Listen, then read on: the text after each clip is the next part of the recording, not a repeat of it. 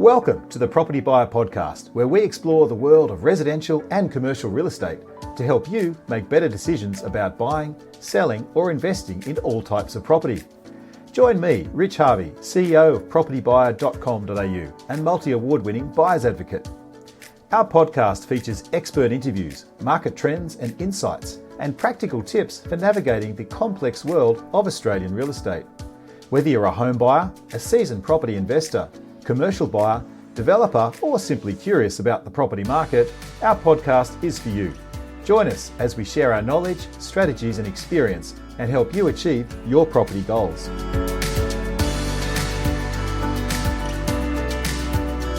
Well, welcome to another edition of the Property Buyer Podcast. In this episode, we're starting a new theme of interviewing real estate industry legends, leaders who've been in the game for many years and have trailblazed a new path or even left a legacy for others to build on. Now, we know the real estate market is made up of many sectors, including sales agents, property managers, auctioneers, strata managers, buyers agents, commercial agents, and many more. Understanding how this industry works and how you as the buyer or the seller interact with these key industry players can make a huge difference to both your experience in buying and selling and the outcome of your personal goals. Well, today, folks, we're very fortunate to have an industry legend in the studio with me, Leanne Pilkington, who's going to share her decades of knowledge and wisdom with us today. Now, Leanne Pilkington is the Chief Executive Officer of Laing and Simmons Corporation. She's also the current Real Estate Institute of Australia President and the former President of the Real Estate Institute of New South Wales. We're going to be looking at how we can break down gender barriers, how we can create empathy, and look at strategies for empowering your own property journey. Leanne, wonderful to have you in the studio today with us. Oh, thanks so much for the opportunity. It's always great to catch up. Fantastic. Leanne, we have a little tradition with our podcast here at Property Buyer where we start with a thought of the week. So I'm going to throw you a quote from a guy called Booker T. Washington. And he says that few things can help an individual more than to place responsibility on them and to let them know that you trust them. What do you take from that quote? Well, I think everybody wants to feel like they are trusted, whether it's by their team, their family, their clients. And I think that if you feel that somebody genuinely has given you their trust, you don't want to let them down. So you do take responsibility for living up to those expectations. It's good, isn't it? I mean, I have the theory of parenting called enough rope, where you give your kids right enough trust, but not so much they hang themselves. You know? Yeah, so, absolutely. And the same in good business. theory. I mean, you've managed a lot of staff, right? And I think the more responsibility, the more they step up. I really find that's great. A great quote. Yeah. Yeah, absolutely. I do my very best to empower my people to explore new ideas and push themselves outside of what they know they're already capable of. And yes, sometimes it can be a massive fail. But we have a saying in our corporate team, let's get curious about how we could have done that differently. So they know, the whole team know that I'm not going to lose my temper when something goes wrong. I am going to ask them to take responsibility and to just get curious about what went wrong, why it went wrong, and how we could do it differently. I love that. Actually, one of my favourite episodes of Ted Lasso is a scene there about asking curious questions, but we'll get to that another day. Yeah, I love Ted Lasso. Great corporate lessons there. But look, Leanne, let's start from the start. I want to get a little bit of your backstory, if I may. How long have you been working in real estate? And I guess, what was your first job? Gosh, what a question. I actually started working for my dad as a 12-year-old, answering the phone in his office. Age 12? Yeah, on a Saturday. I'm nearly 62, so that's 50 years. Wow. Full-time, I started in 1981. Yeah, That's and a long again, time. working for Dad. Yeah, fantastic. And your dad ran a selling agency, was it? He sure did. Yeah, Dad had three independent offices in the Hills District. Nice. For a very long time, and then he eventually went over to Ray White in the late 80s. Okay, fantastic. And I guess what sort of attracted you to get into the property industry in the first place? Well, you've clearly not met my dad, because he didn't really give me any choice. It was one of those things. Thou shalt work in the industry like me. Thou shalt work, and thou shalt work hard. Right. So yeah, I didn't have a day. I did not have a Sunday off. Okay. From the age of 12 till the age of about 27 when I stopped working for Dad. Yeah. Wow. Well, that beautiful work ethic is certainly carried through, and it's definitely a legacy you've left in the industry. It's wonderful. Yeah, for sure. Thank you. Now, you've taken on, as well as working your way up through the ranks to become CEO, you've also then taken on some, contribution roles, as I would call it. And Sure. and this current role you've got of REIA, Real Estate Institute of Australia President, and you were previously the Real Estate Institute of New South Wales. What motivated you to take on those roles? Well, right back at the very beginning, I was motivated to come onto the New South Wales board, which I think was 2009, so it was a long time ago. As a franchisor, I often have people, or I always have people knocking on the door saying, I want to open a real estate business. And my first response is, fantastic, talk to me about your real estate experience. And there was a time when you only had to do a 6-week course to get your real estate license. So you didn't have to have any experience at all in the industry. And that just, after working so hard, took me 3 years to get my real estate license and a couple of years of experience. So it infuriated me that had been really diluted. So I knew the REI in New South Wales was working towards improving the educational requirements. And so that's what really encouraged me to join the board. Good on you. And I also, real estate, the industry has been very good to me. I think there's some incredible people. Some of my favourite people in the world are real estate agents. And I just felt the industry has given me so much. It's then my responsibility to give back to the industry when you're in a position to do so. Yeah, that's fantastic. No, that's really great. I want to sort of talk about, I guess, the gender balance, and a question for you is, how do you think the real estate industry generally has treated women? And I mean, I'm talking also two things here. One about women as buyers and also women real estate agents. So maybe you could sort of address those two questions, if you may. Sure. So let's go to buyers first. Typically, it is the women who make the decisions. It may not be overtly. Some of them may defer to their husbands, and some of the husbands actually think they're making the decisions when in fact they're actually not. Little do they know. Yeah, that's exactly right. So I think most agents realise that that's the case these days. But certainly back in the old days, I was selling real estate in the Hills District in the 80s, and certainly at that time, most people were deferring to the male opinion. So I think we've improved a lot. As far as female agents go, kind of depends on the area where you work. There's some incredible female agents around, particularly in the inner west and the eastern suburbs. Do you think back in the 80s, though, it was a more, is it true to say it's a more male-dominated industry? Has it changed? I mean, I can't really recall, Yeah, absolutely. There was only myself, and my mum was a real estate agent as well. So it was only myself and mum were the only females in the Hills District back in those days. Trailblazer. Yes, indeed. And even now, a lot of the western suburbs, there's not that many women in comparison. And I think it's a shame, because I think women they approach the sales process very differently to men. They're more empathetic. They're more about building relationships, whereas men typically, and I'm generalising, of course, but men are typically more transactional. So what is it about how a woman approaches the real estate transaction? I mean, obviously, you say women are more empathetic, but give me an example of that. How do they approach that? How do they bring that empathy to the transaction?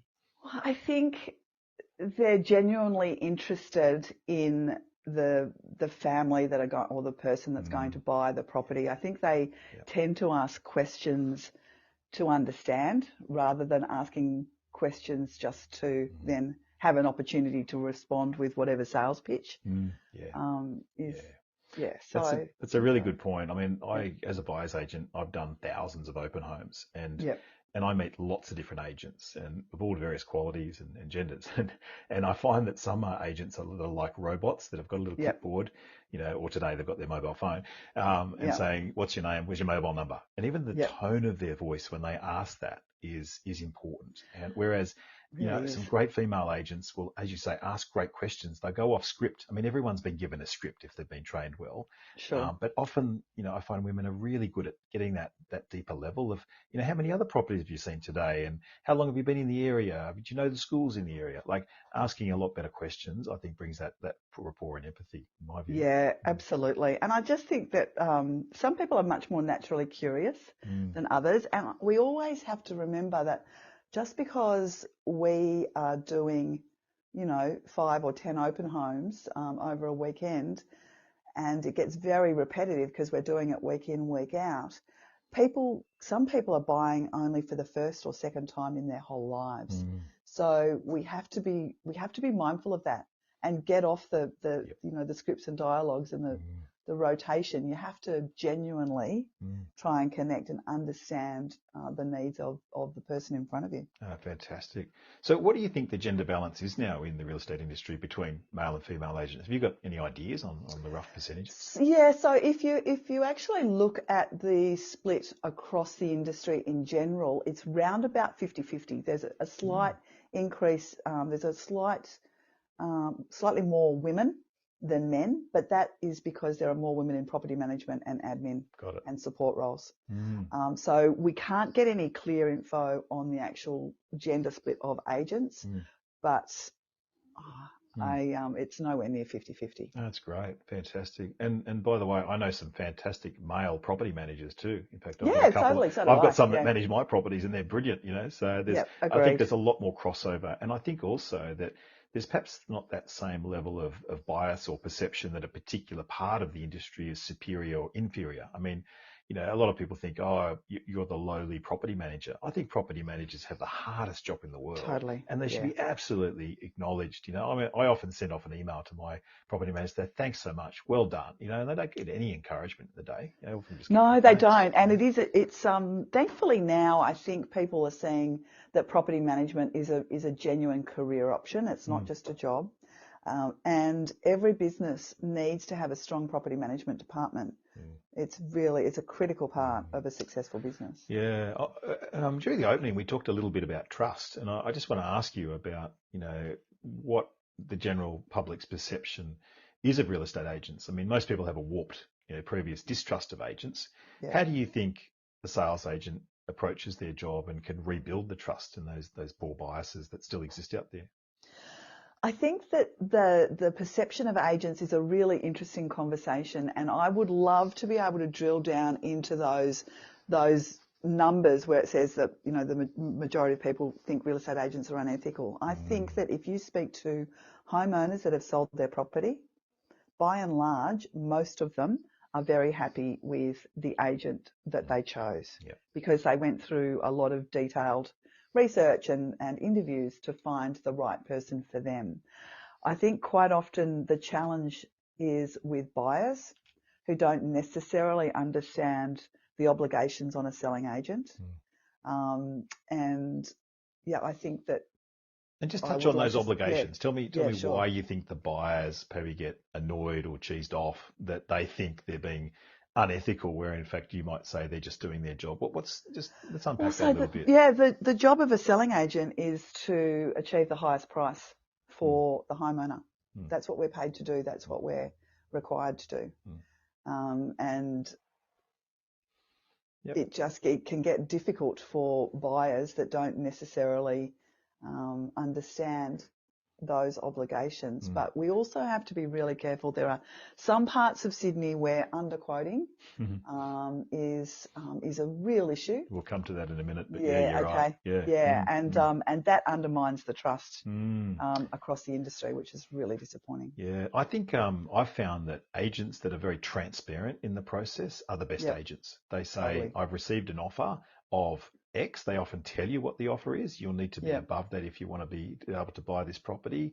And the vendor's expectation is Y, and you actually got a picture. Whereas the cagey agent says, oh, we've had an offer. I can't reveal it, but you'll need to be higher than that. And just a way, just too vague.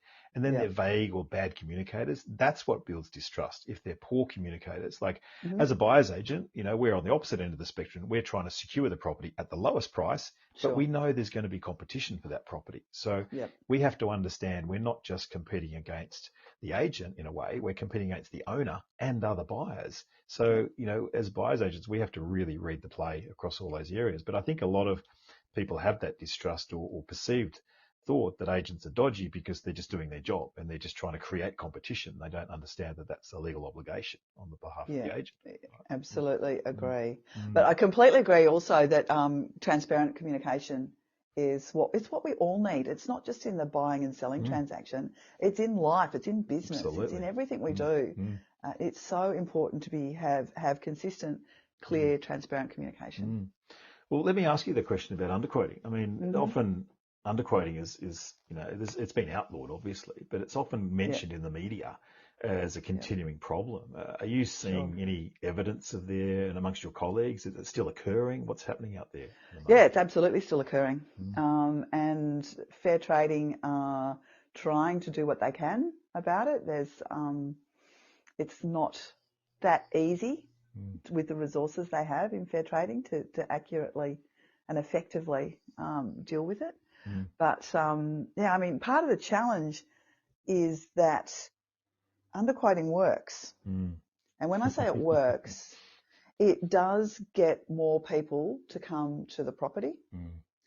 And when you have more people, you then have more chance of selling it under competition. And that's the problem. The biggest problem I see, Leanne, is that the underquoting, when it's just major underquoting. I mean, I'll give you an example. We saw a property advertised, price guide 2.3 in Alexandria. Just way underquoted. The owner was expecting 2.8 to 3 million. Yeah, that's and then the thing is, then the buyers think, I might get it for 2.5, and then you get 4 or 5 people doing pest and building inspections, get to auction day, first bid's 2.8, blows everyone out of the water, sells for 3. And, and the agent says, on the agency agreement, it's just wrong. And it's just terrible that it's that far, 30% out.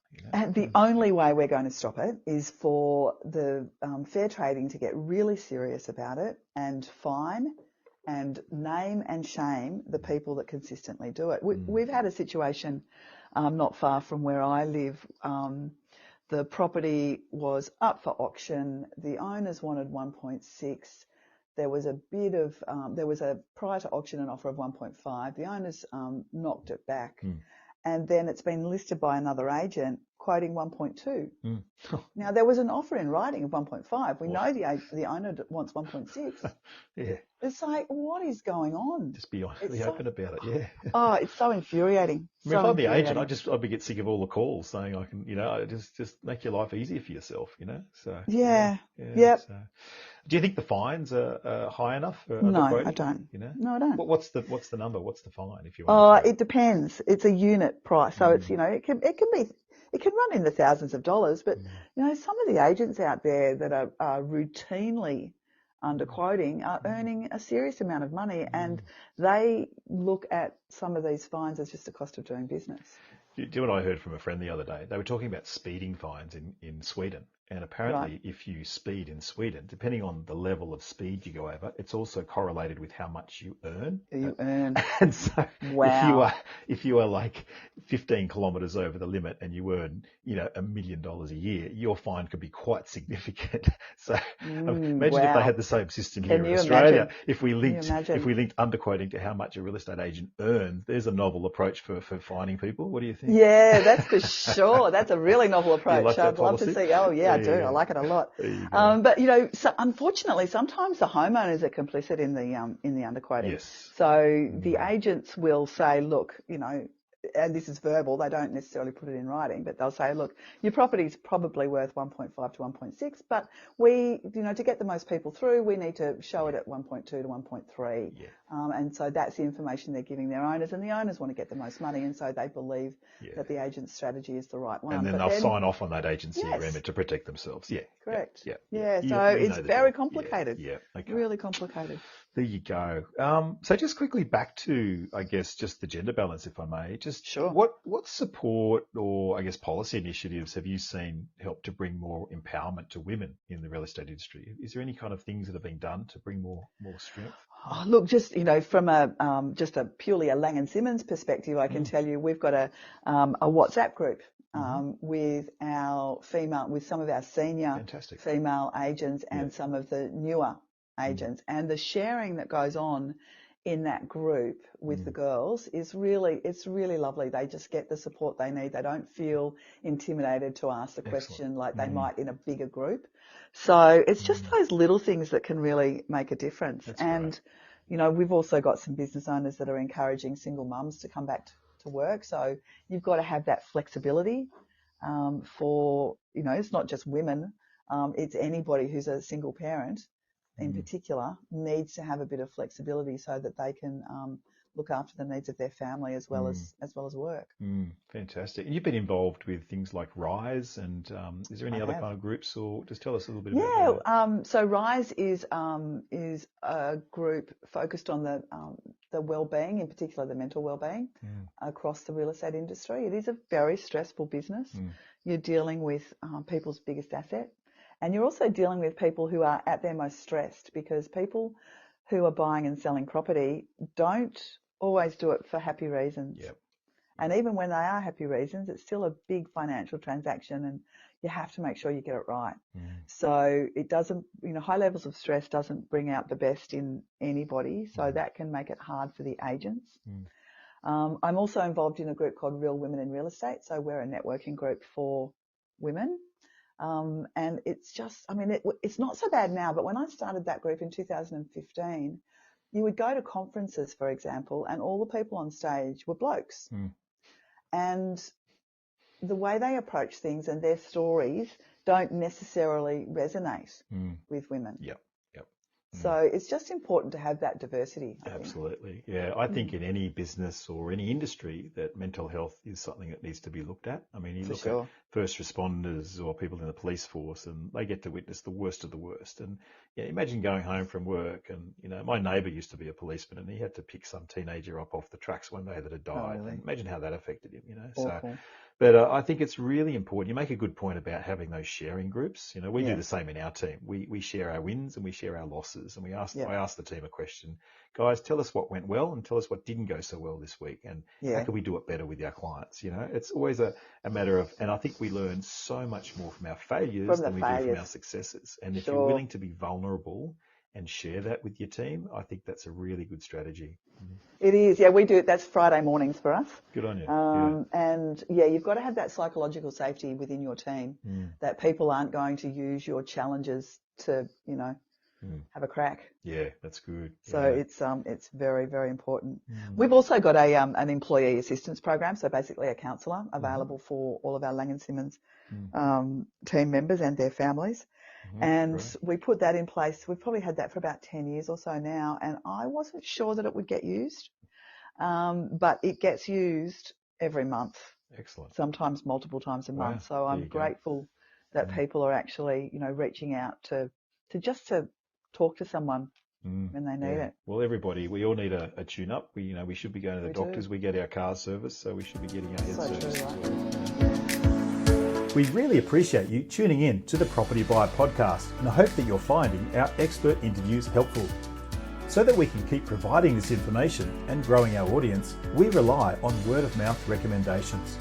If you found this information useful, could I please ask you to share this podcast with your friends, family and colleagues, and ask them to subscribe to the Property Buyer Podcast. It would be a big help, and we'd be very grateful for your support. Thanks once again for sharing the links. And now, let's get back to the podcast.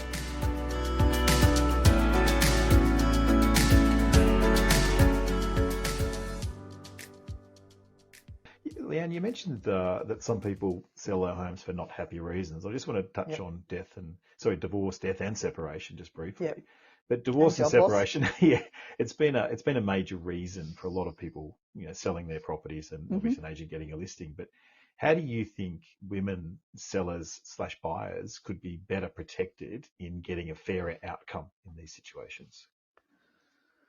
Gosh, that's a great question, isn't it? Mm. And I think that we've got to protect ourselves on the way into these relationships and transactions. Mm.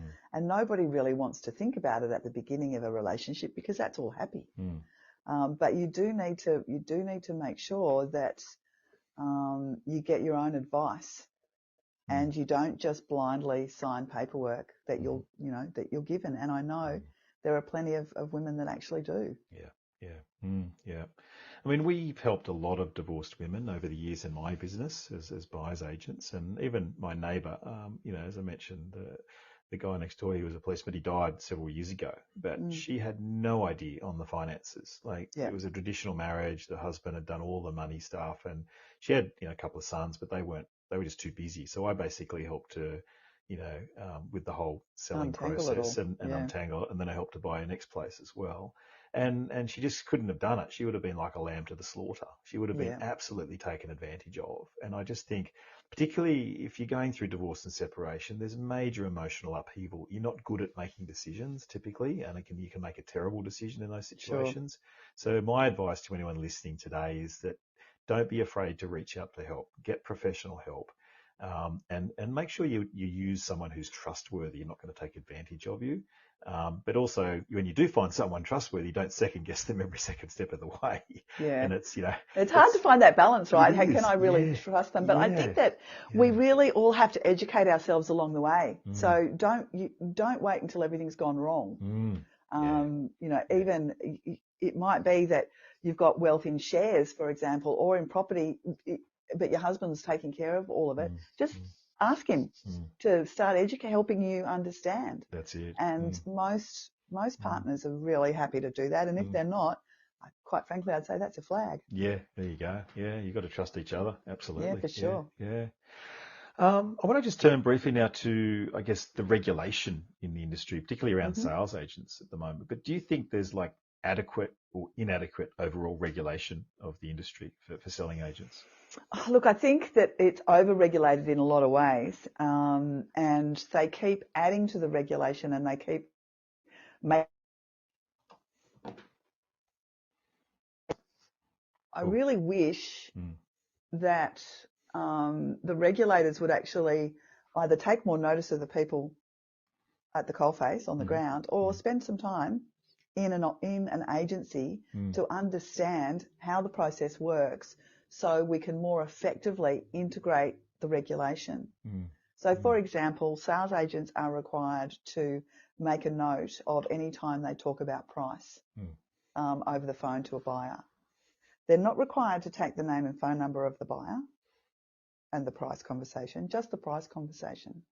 But if you and I both know what it's like to be to be an agent out there in the field, and they're on the road all the time. So just the nature of trying to record that information is complicated. You press the button on your phone, right? You can't text while you're driving, but you press the button to answer a phone call from a buyer. Yep. Hey, it's Sally Bloggs here. I'm looking to make an offer. I want to make an offer of 1.2 million on Smith Street.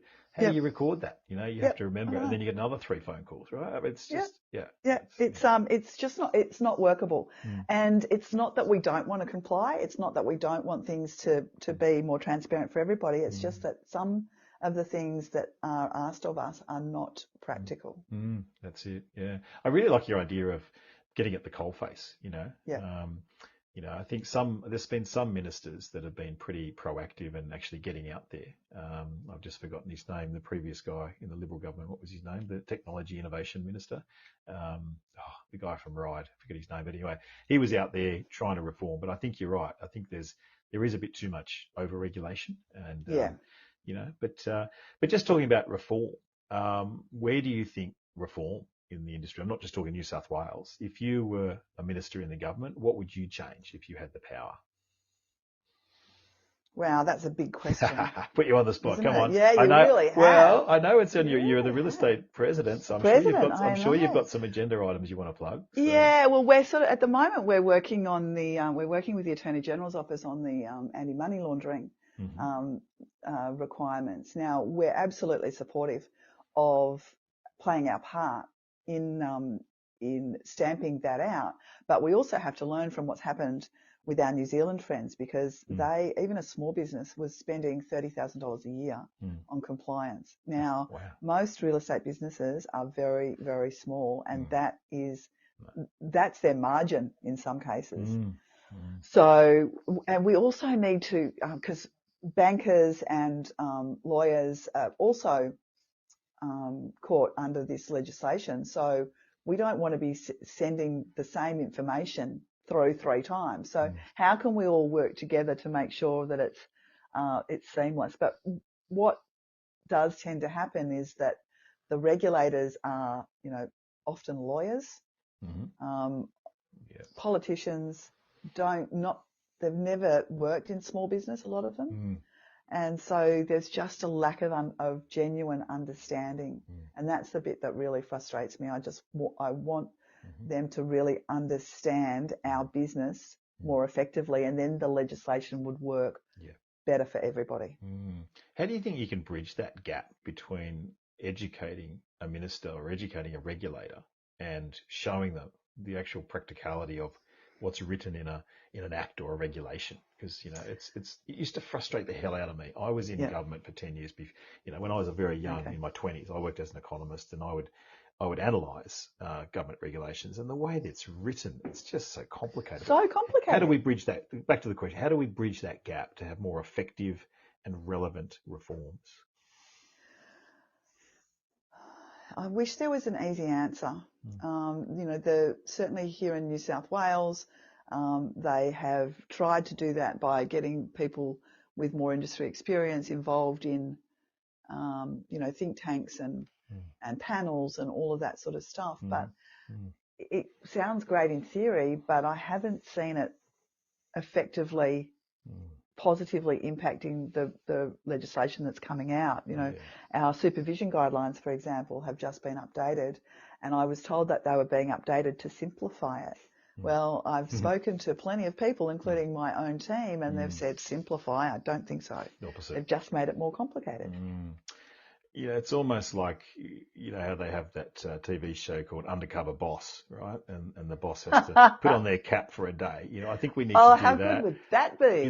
Just hear what I'm trying to say here, Leanne. Like, it's ridiculous. Like, the problem is they have these so-called stakeholder meetings, right? Yep. And you get everyone in a room, and it's all artificial, and everyone has their folders, and you have a big talk fest, right? There is nothing beats getting in a car, visiting an agency, and spending a whole week of time looking at how a transaction unfolds. Then I think a minister might actually get with the program.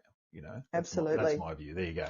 I completely agree. We need to get them out into the field, and also, all of the changes to tenancy laws that we've seen. All that's doing is driving investors out of the market. I genuinely feel for people that are struggling to find a place to live. However, not all tenants are good tenants. And I think there are people in government, and particularly in tenants unions and those sorts of places, that would be horrified if they saw some of the behaviour and the damage and the aggression that some of our property managers have to deal with on a daily basis. Yeah, exactly. No, you're true, right. All right. I want to ask you another topic, buyer's agents. I'm one of them, but it's been a growing industry, a growing force. What's your perspective on the role of the buyer's agent in the typical real estate transaction? Look, I think, homeowners pay to be represented by a real estate agent, and I think it makes sense for buyers to also be represented in the transaction. Buyers are not professional negotiators, real estate agents are. So they need to have someone on their side. So I'm a very big fan of buyer's agents. The only thing I would say is that they are popping up all over the place, and some of them are not potentially as qualified as I would like to see. Interesting. Now, how do you think the buyer's agent industry will evolve if you're seeing like lots of individual operators pop up left, right and centre that aren't qualified as well as they should be? How do you think this industry is going to evolve in the future? Well, you tell me. You're the expert in that space, aren't you? Yeah. Well, it's an interesting one. I think it's going to be, like you say, there's a lot of people that have doing a 1 week or a 1 month marketing program and think they're a great buyer's agents. But, there's one thing to get a piece of paper, even to get your real estate license. It's completely another to know how to deliver that service. So anyone can hang up a shingle and do a fancy website and saying, we're the leading buyer's agents in blah, blah suburb. But to actually prove and show how to do research, to understand how to do adequate due diligence, to know how to negotiate with finesse, to know how to manage your clients' expectations and read the market. There's so many moving parts to helping the buyer that it's really important that buyers pick the right buyer's agent, not just a personality fit, but a credibility fit, a professional fit. So I guess the answer to the question is, look, I think it will evolve. I think I'm seeing a much larger percentage of people using buyer's agents. I keep getting rang up by journalists all the time saying, do you know what percentage, and I don't. There's no actual data. There's no number. I think it used to be like 2 or 3%, but I'd say it's probably at least 10, maybe even 20% in certain markets. In certain markets, I think in the eastern suburbs, it's probably you need to have a buyer's agent or the North Shore if you want to actually own a property, because I can tell you, Leanne, you know what happens, right? We get access to every property before it goes on the market. We get access. It hits our inbox before it hits anyone else's inbox. That's exactly right. That whole, off market, that's a whole different conversation. The concept of an off market property being promoted on the internet just still drives me nuts, because obviously it's on the market. But buyers agents genuinely do get pre-market and off market opportunities. They absolutely do. So you're right. You need, in some markets, you definitely need to be using a buyer's agent. Otherwise, it's going to be a real struggle. We love just jumping around. We're talking about a lot of things today. This is great. I want to throw another one at you, and that's prop tech and AI. Particularly, it's seen that AI is like the way of the future. It's transforming many industries, including the real estate industry, and we're adopting it significantly in our business. But I'm curious to understand how you're approaching it. What are you adopting in Laing and Simmons, and how are you keeping up with technology? Yeah, I actually just spent 2 days earlier this week doing some AI. We've built a whole series of bots. I have a digital twin now. Oh wow! So I've been cloned. Yeah. What are you called? Have you got a nickname? No, it's just going to be going to be me. Oh, not Leanne or something. Not Leanne, no. Leanne's digital twin or something. I don't know. My team want to create one called Richie. So here we go. Yeah, it's all hilarious, but it's fascinating stuff. So we're just building information for our internal team. So a property manager can say, I've got this problem with a tenant. What does the legislation say? What are the NCAT rulings? So that they can be more prepared to do the right thing. So there's all of that. We've got sales coaches. So we've got how world-class open. I'm going to my first open home. What are the things I need to do? And so it will just walk you through everything that you need. So it's very, very exciting. We haven't launched it to the network yet. We're still building it out, but we'll be launching it very soon. That's great. Yeah, fantastic. We're using AI in our business, particularly around a lot of things. It's around marketing, firstly, in qualifying leads and just helping to attract the right kind of person, help the right kind of buyer. Secondly, we're using it extensively with research and shortlisting. It's just a huge time saver. You can never replace a human being though in the transaction, and that's the thing I think the audience needs to understand. That AI is a facilitator; it's not the decision maker at the end of the day.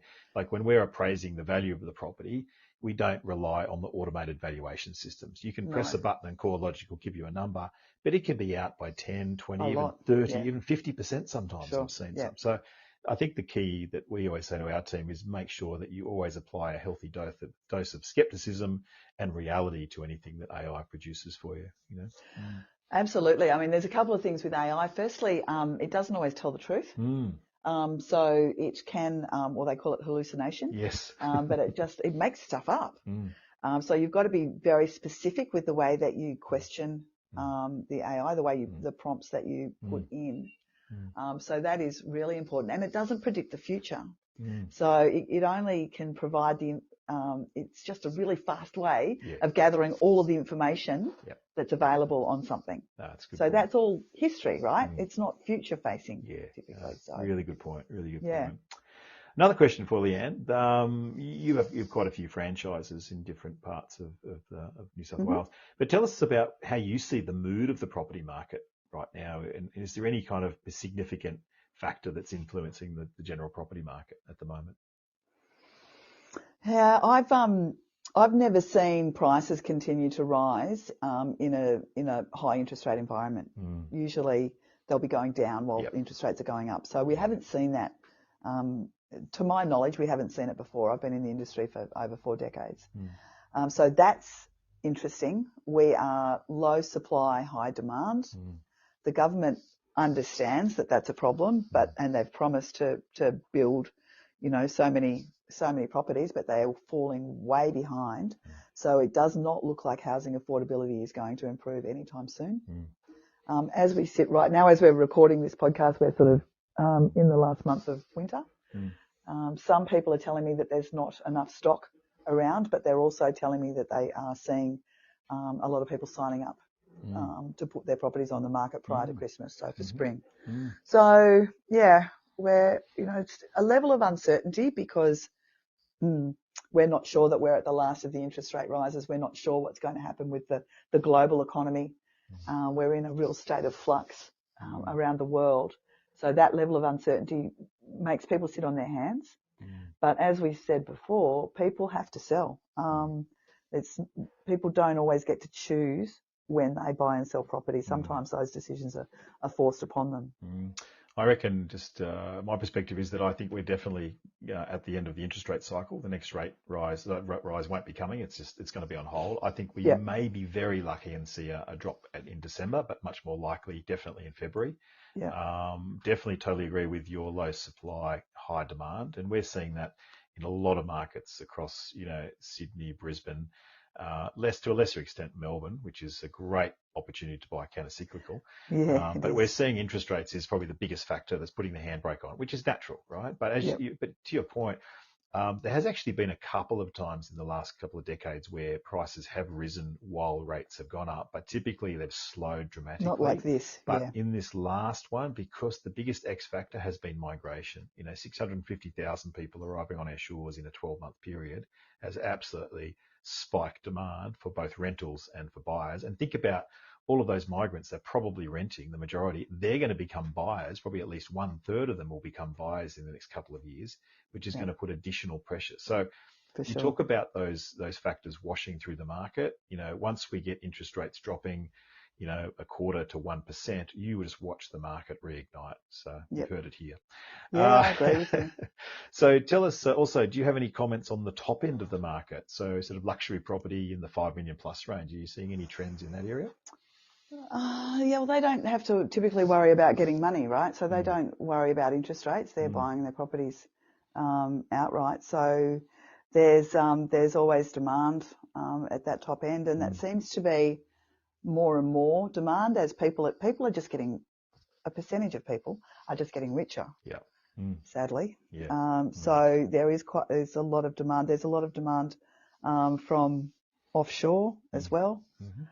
Again, not enough supply and plenty of demand. Well, I think, particularly we're finding in any harbourside suburb, beachside suburb, or, in a Melbourne, in a Brisbane is definitely in high demand. We're seeing a lot of expats, as you say, have wanting to have a bolt hole to come back home to. So we're getting good inquiry from that sort of market. So I think, the luxury market is more immune to interest rate movements and definitely continued demand. So, Leanne, I've got 2 more questions for you before I let you go.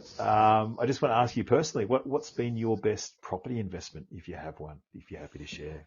Oh gosh, my best property investment. I'm not very good at buying and selling property, so we live on half an acre at the moment. We're going through the process of subdividing that at the moment. Good so that's obviously we didn't pay. We've been here for a long time, so we've made a lovely profit out of that.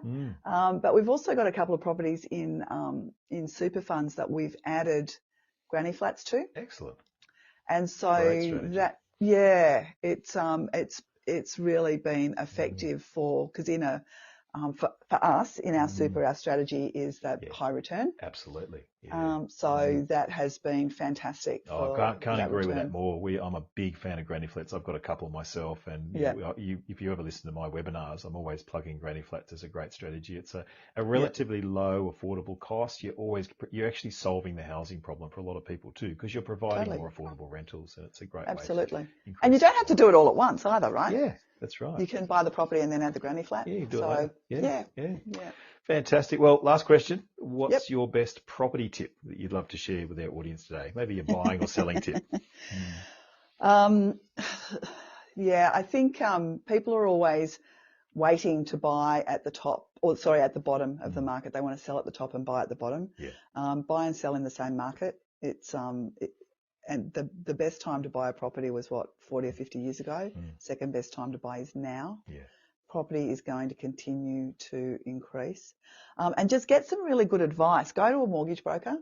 Particularly if you haven't bought before, if you're a first home buyer, you'd be surprised at what you can do and the tips that you can learn to put yourself in a better position to be able to get your first mortgage. So get some advice from a good mortgage broker. Fantastic tips. Leanne, you are a font of knowledge. You're a great role model for our industry. I just want to say a huge thank you from our audience today for being on the Propertybuyer Podcast. Absolute pleasure. Thanks for having me. Wonderful. Well, thanks everybody for listening to another edition of the Propertybuyer Podcast. We'll be back again in a few weeks with the next edition. Bye for now. Thanks for being with us on another Propertybuyer Podcast. If you have a question you'd like to ask, please click on the SpeakPipe link and we'll answer this during the next episode. If you're looking to buy a residential or commercial property in the near future and would like to get the added advantage of having a buyer's advocate on your side, then please reach out to my team today and send us your inquiry and we'd be delighted to help. Please visit our website at propertybuyer.com.au where you can stay updated with all my latest market updates, weekly blogs and live suburb profiles to help you make better property decisions. We look forward to connecting with you again on the next Property Buyer Podcast.